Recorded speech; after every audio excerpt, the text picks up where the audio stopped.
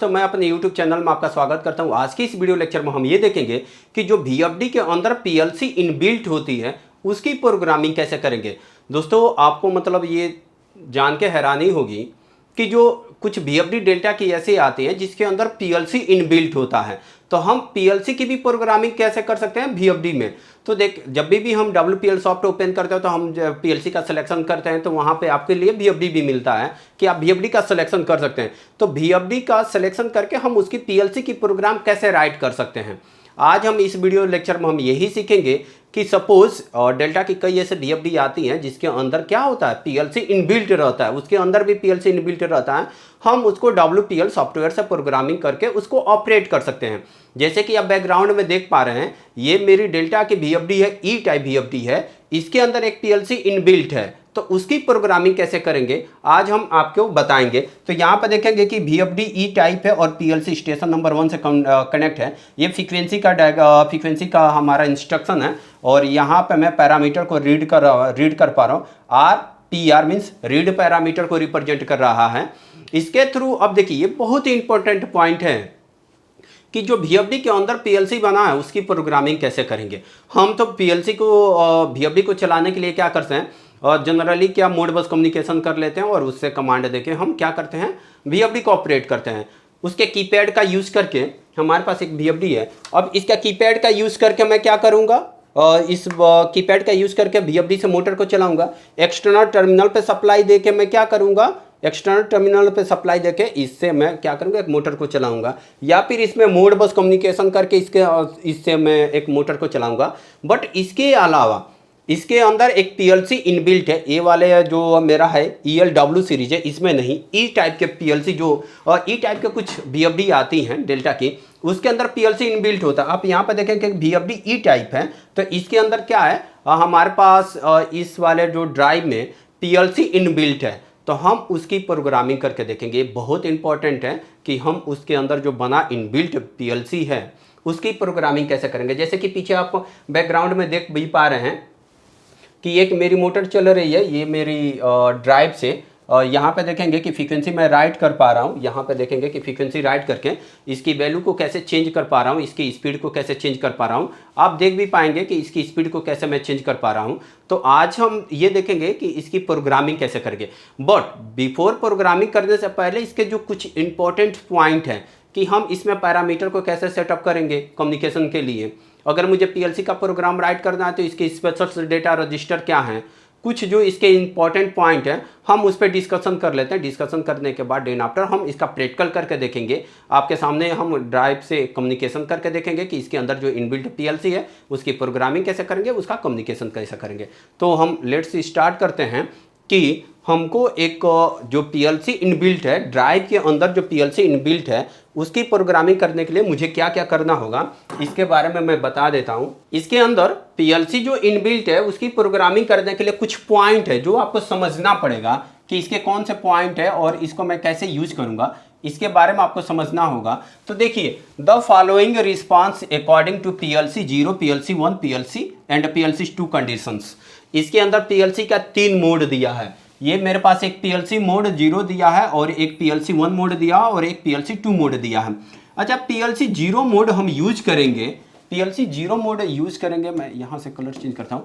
PLC 0 mode use करेंगे जब मैं इसके अंदर जो इनबिल्ट PLC उससे नहीं चलाना है, मीन्स मैं कीपैड से चलाना चाहता हूँ, तो मैं PLC 0 का सिलेक्शन करूंगा। PLC 0 मीन्स जो इसके अंदर इनबिल्ट PLC है मैं उसको एक्सिक्यूट नहीं करना चाह रहा हूं, तो मैं PLC 0 का सिलेक्शन करूंगा जब मुझे कीपैड से चलाना है। अगर मैं PLC 1 की बात करूं तो PLC 1 है एग्जीक्यूशन के लिए। अगर मैं इसके अंदर जो इनबिल्ट PLC उससे मैं एक्टिवेट मीन्स इसी के अंदर जो PLC उसी से केवल चलाना चाहता हूं, तो PLC 1 का सिलेक्शन करेंगे। ये कैसे करेंगे अभी आपको पता चल जाएगा, इसका पैरामीटर्स मैं कैसे सेटअप करूंगा वो आपको पता चल जाएगा। बट आप इसका फंक्शन समझ लो एक बार कि PLC 1 मेरा कंटिन्यू रनिंग के लिए है, कंटिन्यू रनिंग के लिए। कंटिन्यू मीन्स इसी के अंदर जो इनबिल्ट PLC उसी से चलाना है, तो मैं PLC 1 का सिलेक्शन करूंगा और PLC 2 का सिलेक्शन मैं करता हूं जब मुझे प्रोग्राम को राइट करना हो, प्रोग्राम और रीड और राइट करना हो। जब मुझे प्रोग्राम को रीड और राइट करना हो तो उस केस में मैं PLC 2 का सिलेक्शन करूंगा। एक बार और मैं समझा देता हूं, अगर मुझे इसके अंदर इनबिल्ट PLC है, उससे नहीं चलाना है ड्राइव को, जैसे कि ड्राइव को चलाने के लिए बहुत सारे सोर्स हैं, इसके एक्सटर्नल टर्मिनल पे सप्लाई देके चला सकता हूं, इसके एक्सटर्नल टर्मिनल पे सप्लाई देके चला सकता हूं, इसको कीपैड से भी चला सकता हूं। तो अगर देखिए मुझे एक्सटर्नल टर्मिनल कीपैड सब ये मुझे यूज करना है तो PLC 0 मोड में सेलेक्ट रखूंगा। PLC 1 का सिलेक्शन जब इसके अंदर इनबिल्ट जो PLC है केवल मुझे उसी से चलाना है तो PLC 1 का सिलेक्शन करूंगा।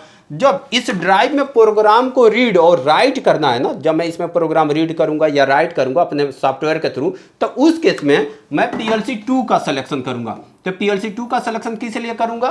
प्रोग्राम को रीड और राइट करने के लिए। इंपॉर्टेंट पॉइंट था। यहां पर देखेंगे PLC 0 PLC functions allow the changing the parameter via keypad. ये देखिए PLC 0 अब मैं सिलेक्शन किया रहूंगा तो इसके कीपैड के थ्रू ही चलाऊंगा और इसके जो भी पैरामीटर चेंज करना है वो मैं PLC 0 में, जब PLC 0 मोड मेरा सेलेक्ट रहेगा तभी जाकर मैं इसके अंदर का पैरामीटर चेंज कर पाऊंगा, अदरवाइज मैं इसका पैरामीटर चेंज नहीं कर पाऊंगा। तो इसका पैरामीटर अगर मुझे चेंज करना है तो मुझे PLC 0 में रखना पड़ेगा। अब देखिए PLC 1 और PLC 2 सेलेक्ट है ना, तो आप पैरामीटर नहीं चेंज कर पाएंगे, तो PLC क्या करना पड़ेगा? 0 को सेलेक्ट करना पड़ेगा। PLC 1 का क्या फंक्शन है? PLC 1 फंक्शन इस रनिंग मोड में, जब ये रनिंग मोड में है, कंटिन्यू इसे रनिंग करें तो PLC 1 का सिलेक्शन करेंगे। और PLC 2 किस लिए है? It's allow to load and PLC program in to VFD। VFD में PLC प्रोग्राम को रीड करना है या फिर राइट करना है, उसके लिए मुझे क्या सिलेक्शन करना पड़ेगा? इसके लिए PLC मोड 2 का सिलेक्शन करना पड़ेगा। ये कैसे करेंगे ये अभी आपको पता चल जाएगा जब मैं इसका प्रोग्राम राइट करूंगा, आपको सिलेक्शन करना सिखाऊंगा तो वहां से आपको पता चल जाएगा। नेक्स्ट पॉइंट, इसका इंपॉर्टेंट पॉइंट क्या है, हम इसको भी समझ लेते हैं। इसका इंपॉर्टेंट पॉइंट क्या है? अब देखिए PC टू VFD कम्युनिकेशन के लिए क्या हमारे पास इंपॉर्टेंट पॉइंट है? अगर मैं PC से मीन्स अपने लैपटॉप से और VFD का कम्युनिकेशन कराना चाहता हूँ और जो इसका इनबिल्ट PLC है, उसके लिए कुछ हमारे पास इंपॉर्टेंट पॉइंट है, इसके बारे में हमको समझना पड़ेगा। Make the RS communication setting on the drive and power on off the drive. अब देखिए ये एक बहुत इंपॉर्टेंट पॉइंट है। जब आप PLC 2 का सिलेक्शन करेंगे ना, जब PLC 2 को सिलेक्शन करके उसको एक्टिवेट करेंगे तो उसके बाद आपकी ड्राइव की पावर को क्या करना पड़ेगा? ऑन ऑफ करना पड़ेगा। तो ये जब मैं कम्युनिकेशन सेटअप करूंगा PLC 0, इसके पास कितने मोड है? PLC 0, PLC 1 और PLC 2 है हमारे पास। तो PLC 2 हम क्या करेंगे? प्रोग्राम को रीड और राइट करने के लिए करेंगे। तो जब मैं PLC 0 मोड से PLC 2 मोड में स्विच करूंगा ना, तो PLC 2 मोड में स्विच करने के बाद जैसे कि मैं PLC 2 सेलेक्ट करके इंटर कर दिया, तो इंटर करने के बाद मैं क्या करूंगा? ड्राइव की पावर को ऑफ करूंगा। अब इसके लिए कम्युनिकेशन के क्या पैरामीटर्स है, इसीलिए लिखा गया कि RS485 कम्युनिकेशन, इसीलिए ये पॉइंट लिखा गया कि make the RS485 communication setting on the drive and power on off the drive. Drive का पावर उसके बाद PLC 2 को सिलेक्शन करके आप ड्राइव का पावर ऑन ऑफ कीजिए। अब सेकेंड पॉइंट देखिए, select PLC location as a PLC 2 and press enter key. अब जब मैं इसका मोड सेलेक्ट करके चेक करूंगा ना, तो PLC के 3 मोड आएंगे, जैसे PLC 0, PLC 1, PLC 2। तो आपको PLC 2 सेलेक्ट करके इंटर करना। अच्छा, ये कम्युनिकेशन के प्रोटोकॉल हैं। अगर मैं कम्युनिकेशन सेटअप करना चाहता हूं कि एक ड्राइव का PLC के साथ कम्युनिकेशन करना चाहता हूं, तो मुझे क्या क्या पैरामीटर सेटअप करना पड़ेगा? ग्रुप नंबर 9 के पैरामीटर नंबर 0 में जाके मुझे 1 सेटअप करना पड़ेगा। 1 ये किस लिए है? स्टेशन नंबर को रिप्रेजेंट करेगा। मीन्स हमारे पास जो ड्राइव है उसका स्टेशन नंबर 1 रखना है, 2 रखना है, 3 रखना है। तो मैं यहाँ पे सिलेक्शन किस में करूँगा? ग्रुप नंबर 9 के पैरामीटर नंबर 0 में, और यहाँ पे 1 सेलेक्ट करूँगा, जो ये बताएगा कि उसके पैरामीटर क्या है। ये मैं यहाँ पे जाके सेटअप करूँगा। ग्रुप नंबर 9 के पैरामीटर नंबर 0 में 1 सेलेक्ट करूँगा। 1 इसका स्टेशन नंबर है, तो 1 इसका 1 या 2 या 3 जो भी स्टेशन नंबर आप सेलेक्ट करना चाहते हो वो कर सकते हैं। किस में मिलेगा? ग्रुप नंबर 9 के पैरामीटर नंबर 0 में। अब यहाँ पे ग्रुप नंबर 9 के पैरामीटर नंबर 1 में ये आपका बॉड रेट को रिप्रेजेंट करेगा। इसका बॉड रेट, ये जो कम्युनिकेशन के प्रोटोकॉल है, जो स्टैंडर्ड कम्युनिकेशन के प्रोटोकॉल है, आप इसके मैनुअल पढ़ेंगे तो आपको आइडिया लग जाएगा। तो इसका 9600 इसका BPS है, बिट्स पर सेकेंड है। तो मैं 3 पैरामीटर सेटअप करूंगा और एक मेरा पैरामीटर किसमें सेटअप करना है? एक पैरामीटर ग्रुप नंबर 9 के पैरामीटर नंबर 4 में जाकर सेटअप करना है मुझे 1 का मतलब क्या हुआ? ये मेरा डेटा लेंथ 7 है, पैरिटी मेरी इवन रहेगी, स्टॉप बिट ये डेटा लेंथ है, डेटा लेंथ 7 रहेगा, ये मेरी पैरिटी इवन रहेगी, ये मेरा स्टॉप बीट है, और ये मेरा मोड बस कम्युनिकेशन का प्रोटोकॉल रहेगा। और ये मोड बस कम्युनिकेशन का जो प्रोटोकॉल रहेगा ASCII, ये ASCII कम्युनिकेशन का दो प्रोटोकॉल है, RTO और ASCII, तो हम इसको ASCII मोड में सिलेक्शन करेंगे। तो मुझे अगर कम्युनिकेशन कराना है, अगर मैं अपने लैपटॉप को मैं कम्युनिकेशन कराना चाहता हूं, तो ये वाले पॉइंट मेरे लिए इंपॉर्टेंट रहेगा कि ग्रुप नंबर 9 के पैरामीटर नंबर 1 में जाकर मैं स्टेशन नंबर का सिलेक्शन करूंगा, वही स्टेशन नंबर अपने WPL सॉफ्ट में असाइन करूंगा। उसके बाद ग्रुप नंबर 9 के पैरामीटर नंबर 1 में जाकर बॉड रेट का सिलेक्शन करूंगा, और ग्रुप नंबर 9 के पैरामीटर नंबर 4 में जाके मैं इसका प्रोटोकॉल को सेटअप करूंगा। प्रोटोकॉल क्या रहेगा मेरा, ये स्टैंडर्ड है 7 बीट इवन स्टॉप बीट 1, और मोड बस कम्युनिकेशन में ASCII मोड को सेलेक्ट करूंगा। तो ये मेरा कम्युनिकेशन का प्रोटोकॉल रहेगा। ये सब सारे पैरामीटर सेटअप करने के बाद आपको ड्राइव का पावर ऑन ऑफ ही करना है। देन आफ्टर हम उसको क्या करेंगे, जब मोड हम चेंज करेंगे PLC 0 से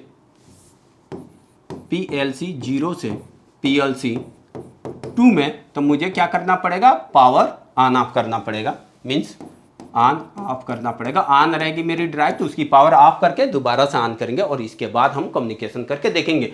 तो दोस्तों ये कुछ इंपॉर्टेंट पॉइंट था। अभी जब हम इसकी प्रोग्रामिंग करेंगे, मीन्स मैं ड्राइव से कम्युनिकेशन करके दिखाऊंगा, जब मैं इसके लिए प्रोग्राम को राइट करूंगा, उस मोमेंट पर आपको ये प्रॉब्लम ना हो कि सर आप ये कैसे कर रहे हो। तो एक बार इसको आपको समझना बहुत जरूरी है। मैंने बताया था कि जो इनबिल्ट PLC कैसे प्रोग्रामिंग करना है, और PLC 0 का जो इसका PLC 0 का क्या फीचर्स है, PLC 1 का क्या फीचर है, और PLC 2 का क्या फीचर है, यहाँ पे आपको मेंशन हो जाएगा। और इसके अलावा जैसे ही मैं इसका PLC 2 का सिलेक्शन करता हूँ तो ड्राइव का पावर ऑन ऑफ करता हूँ, और इसके बाद इसका ये कम्युनिकेशन का प्रोटोकॉल है। तो दोस्तों ये इसका इंपॉर्टेंट पॉइंट है। इसके अलावा एक और भी बहुत इंपॉर्टेंट पॉइंट है। ये तो कम्युनिकेशन के प्रोटोकॉल्स हो गए। अब आपके बाद इसके बाद डेटा आपको मिलेगा, ये वाला एक कम्युनिकेशन है हमारे पास। ये आपको पता होना चाहिए कि हम डेटा को राइट और रीड कहाँ पे करेंगे। ठीक है, जो मैं डेटा राइट करूंगा वो कहाँ पे राइट करूंगा और कहाँ पे रीड करूंगा, ये आपको पता होना चाहिए। तो इसके लिए जो इसके स्पेशल कुछ डेटा रजिस्टर हैं, और इसके जो इनपुट हैं उसको आपको पता होना चाहिए कि इसको इनपुट को और आउटपुट को कैसे असाइन करोगे आप। एक बार मैं थोड़ा सा, अभी देखो हमारे पास जो VFD terminal configuration input terminals को कैसे असाइन करेंगे। देखिए ये जो हमारे पास ना VFD में क्या मिलता है, VFD में MI1 मिलता है, MI2 मिलता है, MI3, MI4, MI5, MI6। MI क्या है, मल्टी इनपुट 1 है, और MI2 का मतलब क्या हुआ, मल्टी इनपुट 2। ये जो अब हमारे पास 6 इनपुट हैं, जैसे कि एक VFD में आप देखोगे, इसके VFD में तो input terminal MI1, MI2, MI3, MI4, MI5, MI6 का अप टू 6 इनपुट तक असाइन होते हैं। तो अगर मैं मुझे MI1 का अगर एड्रेसिंग करना होगा PLC में तो कैसे लिखूंगा, हमारे पास तो X0, X1, X2 लिखते हैं, हम कैसे एड्रेसिंग करेंगे कि LD स्पेस X0 कर सकता हूँ, LD स्पेस M0 कर सकता हूँ, हम मुझे कुछ भी LD Y0 लिख सकता हूं एज ए NO, अगर Y0 का चाहिए तो मैं ऐसे लिखूंगा। बट अगर मेरे पास MI1 है हमारे पास VFD में टर्मिनल, तो उसको PLC में कैसे असाइन करूंगा, क्या मैं LD स्पेस MI1 लिख सकता हूं, क्या नहीं लिख सकता हूं। तो इसी MI को अगर मुझे फंक्शन को लेना है तो मुझे X0 लिखना पड़ेगा। ठीक है, LD X0 लूंगा, तो LD X0 लूंगा तो ये MI1 के लिए मेरा असाइन हो जाएगा टर्मिनल। इसी तरह अगर मुझे MI2 पे सिग्नल चाहिए, जैसे कि VFD के MI2 पे सिग्नल दूंगा तो ये PLC पे कितने नंबर पर जाएगा, X1 पे जाएगा। इसी तरह MI अगर 3 पे मैं इस पर एक सिग्नल देता हूं VFD के इस MI3 पोर्ट पे, तो ये सिग्नल किस पे मिलेगा, MI2। इसी तरीके से MI6 तक है कि अगर मैं देखो क्या है ना कि इसके अंदर जो PLC इनबिल्ट है उस पर आप सिग्नल लेना चाहते हो। ठीक है, आपने लेडर लॉजिक लिखा कि MI1 पे आए तो मेरा फॉरवर्ड में चलना चाहिए, चाहे उसकी डायरेक्शन चेंज करना है या फिर फॉल्ट को रीसेट करना है, कुछ भी, या फिर मुझे स्पीड चेंज करना, कुछ भी, या चाहे स्टार्ट का कमांड देना या फिर स्टॉप का कमांड देना है, तो कैसे करूंगा, MI पे जो सिग्नल दूंगा तो उससे मुझे X0 पे सिग्नल मिलेगा। X0 को मैं प्रोग्रामिंग में जिस तरीके से यूज करना उसका X0 को X0 से मुझे फ्रीक्वेंसी को राइट करना, रीड करना, जो भी करना है वो मैं कर सकता हूं। तो क्या करूंगा, MI1 के लिए X0 असाइन है, इसी तरह MI2 के लिए X1 असाइन है। तो क्योंकि MI1 MI2 MI3 को तो मैं PLC में लिख नहीं सकता हूं ना, मुझे तो लिख सकता हूं X। तो इसीलिए जब भी मैं VFD का सिलेक्शन करता हूं तो MI1 मेरा X0 को रिप्रेजेंट करने लगेगा। जब भी मैं प्रोग्रामिंग लिखूंगा तो आपको आइडिया लग जाएगा, बस जस्ट एक ओवरव्यू है, आप ये पॉइंट को बस समझ लो। तो अब टू VFD में मेरे पास क्या है, VFD में मेरे पास 6 इनपुट है। अब ऐसा लगता है कि मुझे और भी इनपुट चाहिए, तो मैं एक कार्ड ऐड कर सकता हूं 3 इनपुट वाला, और कार्ड यूज करके MI क्या कर सकते हैं, MI7 MI8 MI9 और भी इनपुट को, जैसे कि हम PLC में अगर मुझे इनपुट को इंक्रीज करना है तो मैं क्या करता हूँ, PLC के बाद एक इनपुट कार्ड यूज कर लेता हूँ, आउटपुट चाहिए तो आउटपुट कार्ड यूज कर लेता हूँ, और इनपुट को क्या कर सकते हैं, एक्सटेंड कर सकता हूँ। इसी तरह हम VFD में भी इनपुट को एक्सटेंड कर सकते हैं। इनपुट को एक्सटेंड करने के लिए मैं एक कार्ड यूज कर लूंगा, और देखिए MI7 MI8 MI9, तो इसका सिग्नल किस पे जाएगा, MI6 पे जाएगा, MI7 पे जाएगा और MI10 पे जाएगा। तो जो मैं इसका इनपुट असाइन करूंगा, जो एडिशनल मेरे पास इनपुट है, जो इनपुट कार्ड लगा के VFD के इनपुट को इंक्रीज करना चाहता हूं, तो मैं क्या करूंगा, एक इनपुट कार्ड लगाऊंगा तो उसकी एड्रेसिंग MI6 MI7 XI6, जो मैं एडिशनल कार्ड लगाऊंगा ये वाला EME, तो ये जो मेरा 3 इनपुट वाला कार्ड है, तो इसका सिग्नल किस पे जाएगा इनपुट के लिए, X6 पे, X7 पर, X10 पे जाएगा। तो ये मेरा इनपुट असाइन है, क्योंकि मैं इसी पे सिग्नल दूंगा। कहाँ सिग्नल दूंगा, अगर मुझे फिजिकली इनपुट चाहिए तो मैं MI1 MI2 MI3 MI4 पे ही सिग्नल दूंगा। तो ये मेरा क्या हो गया, ये मेरा इनपुट हो गया। इसी तरह इसके पास आउटपुट भी टर्मिनल है। आउटपुट टर्मिनल क्या है, जैसे कि Y0, अगर मैं VFD को RY रिले आउटपुट यूज करता हूं, और इसमें एक आउटपुट मिलता है M0 एक आउटपुट टर्मिनल मिलता है मुझे MO, means multi output 1, multi output 1 number का, मल्टी आउटपुट 1 नंबर का। इसी तरीके से मुझे और आउटपुट्स बढ़ाने हैं, ये के इसका इनबिल्ट फंक्शन है RYB, जो रिले आउटपुट्स को रिप्रेजेंट करेगा। अगर मुझे और आउटपुट कार्ड बढ़ाने हैं, मीन्स नंबर ऑफ द, और इससे फीडबैक चाहिए। जैसे कि PLC में क्या होता है, एक इनपुट भी होता है आउटपुट होता है, इसमें भी इनपुट होता है और आउटपुट होता है। इनपुट ये मेरा MI है जो X को रिप्रेजेंट करेगा, आउटपुट RY और R3 है, RY2 RY3। ये मैं जब एक्सटेंड करूंगा 2 आउटपुट कार्ड वाला यूज करूंगा, EME कार्ड है, तो इसके मुझे क्या मिलेगा, 2 आउटपुट एडिशनल मिल जाएंगे, RY2 और RY3। इसकी एड्रेसिंग कहाँ पे जाएगी, इसकी एड्रेसिंग जाएगी Y2 पे, Y3 पे। तो मैं ऐसे तो PLC में तो ये नहीं लिख सकता हूँ, PLC में क्या लिखूंगा, OUT आउट, और इसके आउट ऐसे लिखते हैं OUT आउट स्पेस RY2 ऐसे लिख सकता हूं क्या, ये गलत है, एग्जिस्टेड नहीं करेगा। तो मैं क्या लिखूंगा, OUT, और Y2 के लिए मेरा क्या बनेगा, Y2 के लिए Y2 यहां पे बनेगा, तो Y2 लिख दूंगा, और जैसे इंटर करूंगा तो ये Y2 लिख देगा। तो Y2 मेरा डायरेक्ट लिंक हो जाएगा RY2 के साथ, जो रिले आउटपुट को रिप्रेजेंट करेगा। ये सारे पॉइंट अभी मैं प्रोग्रामिंग करूंगा तो आपको क्लियर हो जाएगा, बट आपको समझना पड़ेगा इन सभी पॉइंटों को कि हम इसके जो इनबिल्ट PLC उसकी प्रोग्रामिंग कैसे करेंगे।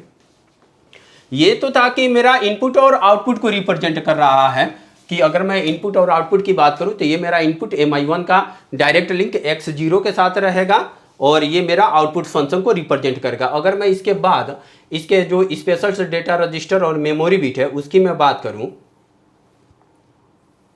तो मैं उसको भी दिखा देता हूं।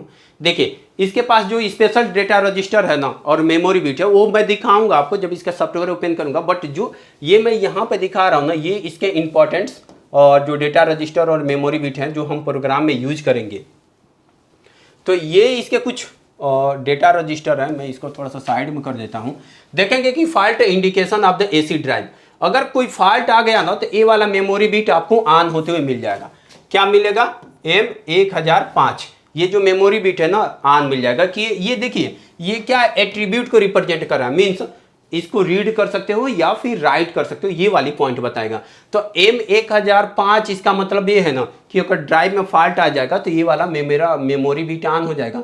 इस वाले मेमोरी बिट से कोई भी एक आउटपुट ऑन करा दो, RY2 RY3, या फिर क्या ऑन करा सकते हैं, इसमें जो RA हमारा फंक्शन है, RA RB RC जो हमारा इसके रिले आउटपुट फंक्शन है, उसको भी हम ऑन कर सकता हूँ। तो ये फॉल्ट इंडिकेशन को रिप्रेजेंट करेगा। M1006 output frequency is 0। जब आपकी फ्रीक्वेंसी, जब ड्राइव की फ्रीक्वेंसी अगर 0 हो जाएगी तो ये वाला मेमोरी बिट मेरा ऑन हो जाएगा। अब देखिए यहां पर स्टेटस को क्या रीड कर पा रहा हूं, the operation direction of AC motor drive forward 0 reverse 1। अगर देखिए ये वाला M1007 ऑन है तो ये बताएगा कि ये रिवर्स डायरेक्शन में आपकी मोटर चलेगी। हम मोटर को मैं नहीं देख रहा हूं और ना ही मैं ड्राइव को देखूंगा, मैं पीएलसी प्रोग्राम राइट किया हूं तो पीएलसी प्रोग्राम को देखूंगा। तो पीएलसी प्रोग्राम में कैसे देख के मैं बता पाऊंगा कि ड्राइव फॉरवर्ड में चल रही है रिवर्स में चल रही है, उसका स्टेटस मुझे पढ़ने के लिए मैं क्या करूंगा, M1007 को देखूंगा। अगर M1007 ऑन है तो ये रिवर्स डायरेक्शन में चल रहा है, M1007 ऑफ है तो वो फॉरवर्ड डायरेक्शन में चल रहा है। M1025 ये बहुत इंपॉर्टेंट पॉइंट है। देखिए रीड और राइट दोनों कर सकते हैं। राइट हमको करना रन के लिए, स्टॉप के लिए एंड एसी मोटर ड्राइव। अगर M1025 अगर आप, मैं जब शुरू में दिखाया था आपको वीडियो तो M1025 ऑन किया था, जैसे ही मैं एक M1025 ये मेमोरी बिट को ऑन करूंगा तो ड्राइव मेरी रन मोड में आ जाएगी और रन होने लगेगी। और जैसे ही मैं इसको ऑफ करूंगा मेरा क्या होगा, ड्राइव मेरी स्टॉप हो जाएगी। तो रन और स्टॉप मेरा इसी से होगा। तो इसका मतलब अगर मुझे कंटिन्यू ड्राइव चलानी है तो इस पर कंटिन्यू सिग्नल चाहिए। आप होल्डिंग सर्किट का यूज कर सकते हो और जब स्टॉप करना हो तो ब्रेक कर दो आप। तो ये देखो, ये मैं इससे ड्राइव को स्टार्ट करके स्पेशल मेमोरी बिट है M1025। M1026 का ये बस कुछ ही मैंने जो डेटा रजिस्टर मेमोरी बिट लिखे हैं जो आपके लिए इंपॉर्टेंट है, हम पीएलसी प्रोग्रामिंग में यूज करेंगे। अभी क्या M1026 setting operation direction of the AC motor drive, इससे मैं मोटर की डायरेक्शन चेंज करूंगा। ये मेरा दो मेमोरी बिट बहुत इंपॉर्टेंट है, M1025 और M1026। M1025 से मैं क्या करूंगा, ड्राइव को स्टार्ट होने का कमांड दूंगा और M1026 से मैं मोटर की डायरेक्शन चेंज करूंगा। अगर M1026 मेरा क्या रहेगा, ऑफ रहेगा तो फॉरवर्ड डायरेक्शन में चलेगा। अगर M1026 को मैं ऑन कर दूं तो ये रिवर्स डायरेक्शन में चलेगा। ये बड़ा सिंपल ही है। इसके अलावा D1020 है, आउटपुट फ्रीक्वेंसी 0 से 66। अब अगर मैं ड्राइव की मेरी फ्रीक्वेंसी कितनी पे चल रही है, ड्राइव मेरा जो चल रहा है उसका स्टेटस क्या है, वो कितनी हर्ट्ज फ्रीक्वेंसी पर चल रहा है, उसकी वैल्यू को रीड करना चाहता हूं तो मैं D1020 को यूज करूंगा। D1021 क्यों, किस लिए यूज होगा, आउटपुट करंट के लिए। आउटपुट करंट अगर मुझे देखना है कि वो मोटर कितना करंट कंज्यूम कर रही है और उसका डेटा मुझे अपने पीएलसी में देखना है तो मैं क्या यूज करूंगा, M1021 यूज कर लूंगा। और D1028 किस लिए है, एनालॉग वोल्टेज इनपुट। अगर आप एनालॉग वोल्टेज इनपुट, इसका जो टर्मिनल होता है ना ACI और AVI, आप देखेंगे यहाँ पे क्या है कि ACI और AVI होता है, analogue voltage input. AVI means क्या होता है, AVI का full form analogue voltage input. तो अगर एनालॉग वोल्टेज इनपुट कितनी वैल्यू आ रही है, अगर उसकी वैल्यू को रीड करना चाहते हैं तो D1028 यूज करेंगे। अगर करंट का वैल्यू रीड करना चाहते हैं तो D1029 यूज करेंगे। जैसे कि क्या है कि आपके VFD पे किसी PLC से या फिर आपने इसका पोटेंशियोमीटर लगा के कितना करंट दे रहे हैं, कितना वोल्टेज दे रहे हैं, उसकी डेटा को आप रीड करना चाहते हैं तो डेटा रजिस्टर 1028 और 1028 और 1029 यूज कर सकते हैं। इंपॉर्टेंट डेटा रजिस्टर है। 1036 किस लिए, मोटर में अगर कोई एरर आ जाता है, मोटर में कोई एरर आ जाता है तो एरर को चेक करने के लिए एरर कोड मेरा किस में आ जाएगा, D1036 में आ जाएगा और 1040 हो जाएगा एनालॉग वोल्टेज आउटपुट।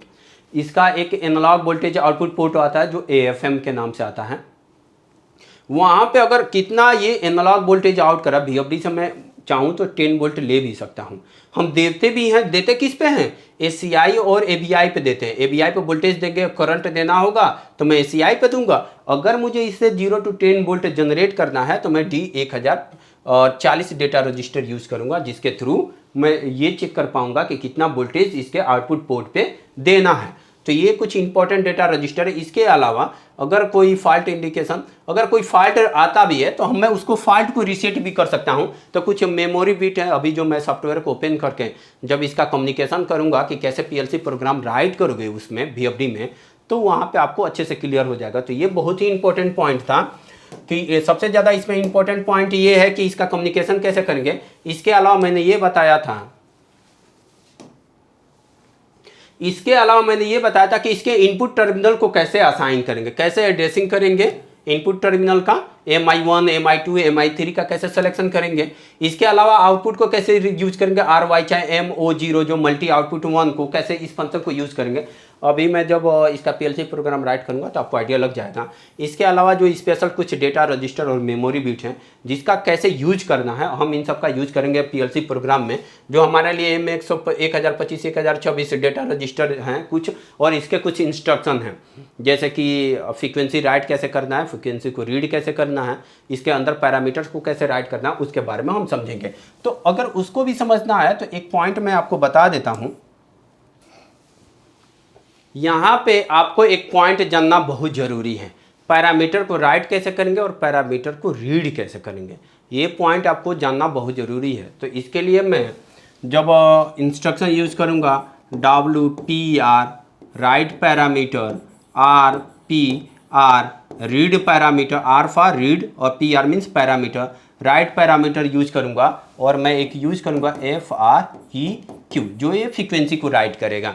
इस इंस्ट्रक्शन के बारे में थोड़ा सा हम समझ लेते हैं।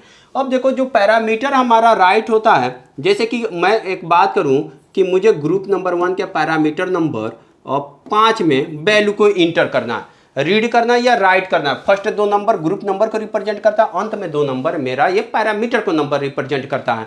अगर आपने थ्योरी वाले वीडियो नहीं देखे हैं तो प्लीज़ आपसे रिक्वेस्ट है कि देखिए, नीचे वीडियो डिस्क्रिप्शन बॉक्स में लिंक मिल जाएगा आपको।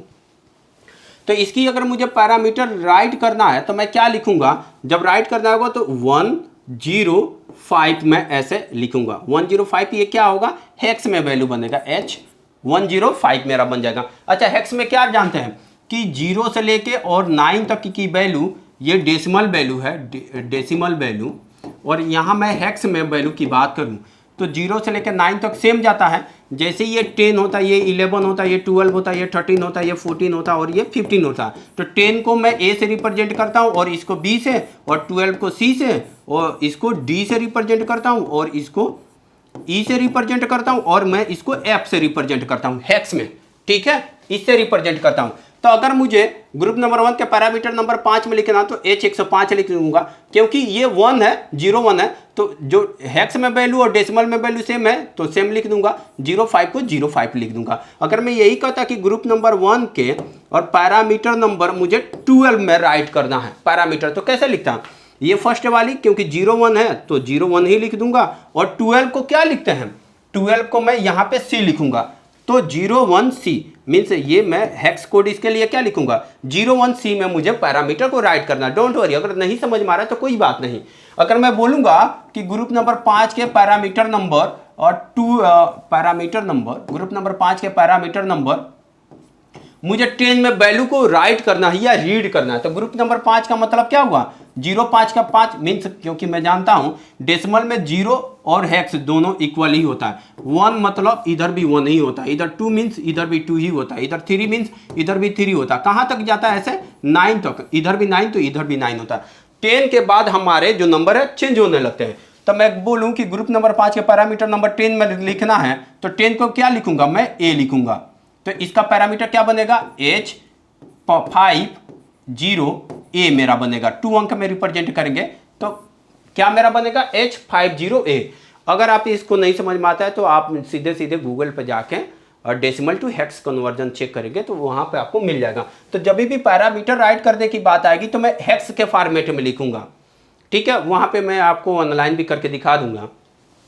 ये मेरा फ्रीक्वेंसी है, फ्रीक्वेंसी राइट करने के लिए यूज करूंगा। ये मेरा है डेटा को राइट करने के लिए। तो मैं डेटा को अगर राइट करना होगा तो कैसे राइट करूंगा, अगर मुझे डेटा को राइट करना है तो मैं लिखूंगा WPR, और डेटा को जो राइट करना है, मैं सपोज मैं डेटा राइट करना चाहता हूं D0 में डेटा मैं इंटर करूंगा और ये डेटा राइट करके किस में भेज दूंगा, इसके किस पैरामीटर में डेटा को राइट करना चाहता हूं। सपोज मैं इसमें ग्रुप नंबर 5 के पैरामीटर नंबर 10 में लिखना चाहता हूं तो मैं क्या लिखूंगा, यहाँ पे H और H50A, ये ऐसे मैं वैल्यू को राइट कर सकता हूं। तो ये क्या यहां से इसका मतलब ये है कि D0 की जो वैल्यू है H50A वाले जो डेटा का एड्रेस, इसके पैरामीटर का एड्रेस है, उसमें मेरी डेटा को राइट कर जाएगा। इसी तरह रीड करना होता तो क्या लिखता, RPR। अगर मुझे डेटा को रीड करना है तो मैं इसका किसी का भी डेटा का, अगर ग्रुप नंबर 8 का डेटा नंबर 12 का मैं रीड करना चाहता हूं तो क्या लिखता हूं, ग्रुप नंबर 8 मीन्स ये मेरा 8 ही होता, और 12 को मैं क्या लिखता हूं, 12 से यहां को देखेंगे सी लिखूंगा तो 0C। तो मुझे डेटा को रीड करना है तो RPR इंस्ट्रक्शन यूज करूंगा, और मैं यहां पे H80C, ये तो मेरा हेक्स का एड्रेसिंग हो जाए कि किस में, किसी भी PLC के डेटा रजिस्टर में रीड कर लीजिए, DTN यूज कर लिया। तो इसी तरीके से मैं क्या करूंगा, WPR यूज कर लूंगा, और इसी तरीके से क्या कर लूंगा, RPR यूज कर लूंगा, रीड पैरामीटर, ये वाला मैं इंस्ट्रक्शन यूज कर लूंगा। बेहतर तब समझ में आएगा, अभी मैं इसकी जब प्रोग्रामिंग करूंगा तो आपको अच्छे से समझ में आएगा।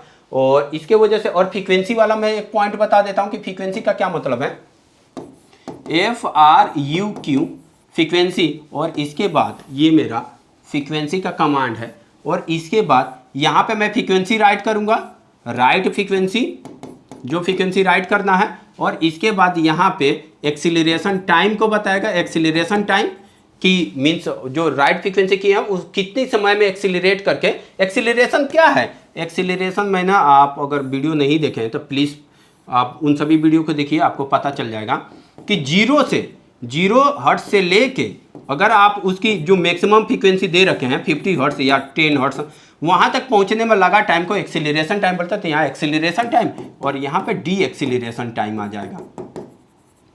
तो फ्रीक्वेंसी के साथ क्या आएगा, पहले यहाँ पे राइट फ्रीक्वेंसी आ जाएगा, राइट फ्रीक्वेंसी की क्या वैल्यू, सपोज मैं यहाँ पे के लिख दिया, के अगर मैं 2500 लिखता हूँ, ये 100 का मल्टीप्लीकेशन आता है, ठीक है। अगर मुझे 25 हर्ट्ज मीन्स 25 हर्ट्ज से लिखना है ना, तो 25 हर्ट्ज को क्या लिखूंगा, 2500 लिखूंगा, 25 मल्टीप्लाई बाई 100 यानी 2500।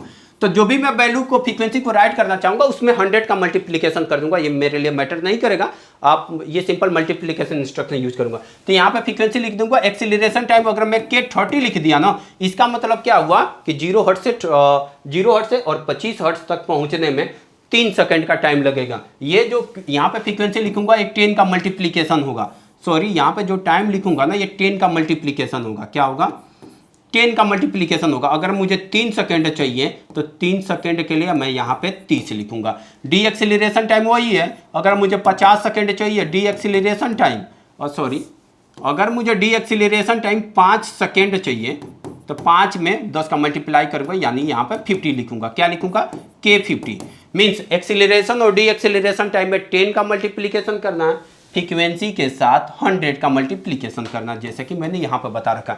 यही तीनों इंस्ट्रक्शन यूज करूँगा। अभी देखिए इससे मैं इसके अंदर जो इनबिल्ट PLC है उसकी प्रोग्रामिंग कैसे करेंगे, और एक्चुअली लेक्चर बड़ा ना हो जाए तो हम प्रैक्टिकल वाला पार्ट नेक्स्ट वीडियो में देखेंगे, और उसमें मैं ये आपको बताऊँगा कि इसका कम्युनिकेशन PLC के साथ कैसे करना है, और उससे कैसे मैं कमांड देके एक अपने VFD को कंट्रोल करूँगा।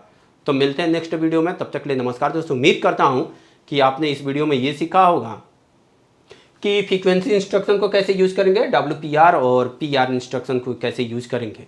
इसके अलावा जो इसके स्पेशल डेटा रजिस्टर्स हैं उसको जो स्पेशल मेमोरी बीट है और इसकी एड्रेसिंग कैसे करेंगे, आपको आई होप क्लियर हुआ होगा। नहीं हुआ है तो मैं रिक्वेस्ट करूँगा कि शुरू से एक बार और देखिए, क्योंकि ये न्यू टॉपिक है। इसके अंदर जो PLC के अंदर जो VFD के अंदर इनबिल्ट PLC है उसकी प्रोग्रामिंग शायद आपने नहीं किया हो तो वो आपके लिए न्यू हो सकता है, तो न्यू टॉपिक में थोड़ी सी कॉम्प्लिकेशन आ सकती है। तो मैं रिक्वेस्ट करूँगा कि शुरू से देखिए। अगर पूरे सीरीज को नहीं देखे हैं तो नीचे प्लेलिस्ट में वीडियो डिस्क्रिप्शन बॉक्स मिल जाएगा, वीडियो डिस्क्रिप्शन बॉक्स में प्लेलिस्ट का लिंक मिल जाएगा, वहाँ से विजिट करके पूरे वीडियो को देख सकते हैं। मिलते हैं नेक्स्ट वीडियो में, तब तक के लिए नमस्कार दोस्तों।